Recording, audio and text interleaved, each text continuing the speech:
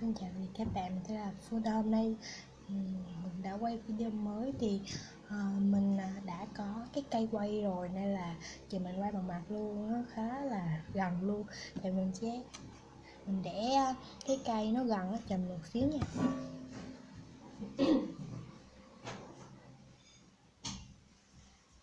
Đó, mình đang quay vào buổi trưa nè, rất là sáng luôn.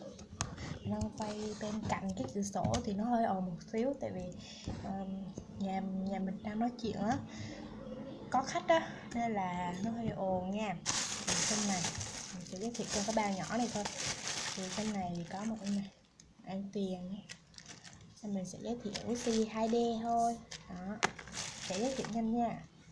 Em trái dưa hấu, một em cái cục tiền thì mình có 2 cục,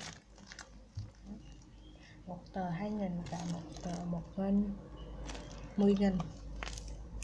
Nó rất là mềm. Một em này liếc đấy các bạn, đang liếc, mình không biết làm gì đúng không, rất là mềm luôn.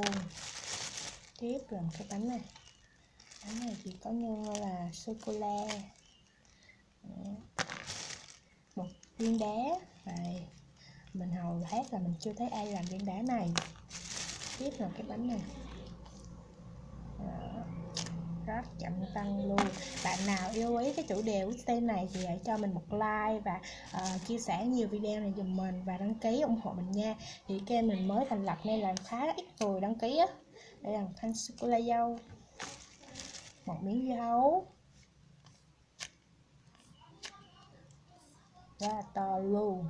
Bạn nào muốn mình hướng dẫn em nào thì hãy comment bên dưới nha. Cái bánh mì trứng đó, tí xe nữa tại vì nhà mình ở gần đường á, hơi ồn. Đây là một cái con cái này là sushi, và cuối cùng là một em lăn. Thì mình rảnh tay quá cái mình vẽ để mình coi thử còn nha.